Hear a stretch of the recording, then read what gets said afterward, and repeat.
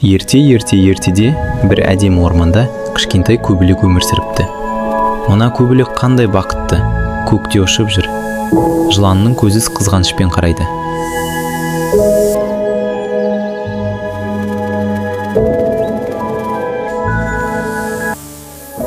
Жылан көбелекті 3 күн, 3 түн қуыпты.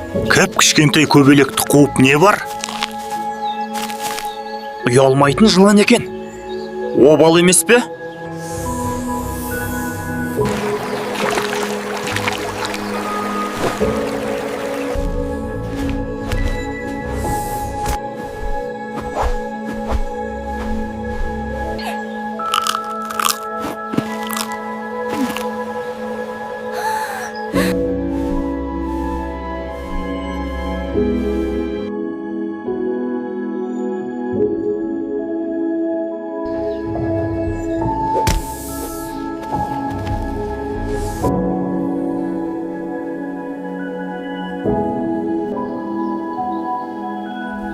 Көбелек шаршап ағаш бұтағына қонады. Ей, жылан! Неге мені 3 күн, 3 түн қудың? Менің саған не жазығым бар? Сенің маған ешқандай жазығың жоқ. Мен сенің ұшып жүргеніңді көре алмаймын. Мен жерде жорғалаймын, ал сен көкте ұшасың.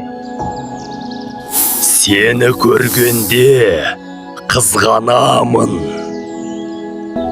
Демек, менің ешкімге жазығым жоқ екен. Бірақ кейбіреулер біреудің бақытын көре алмайды.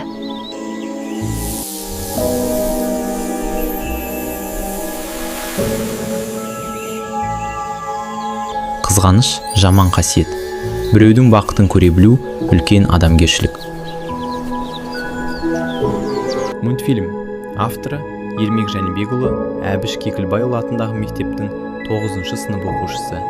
Маңғыстау облысы, Маңғыстау ауданы, Онды ауылы.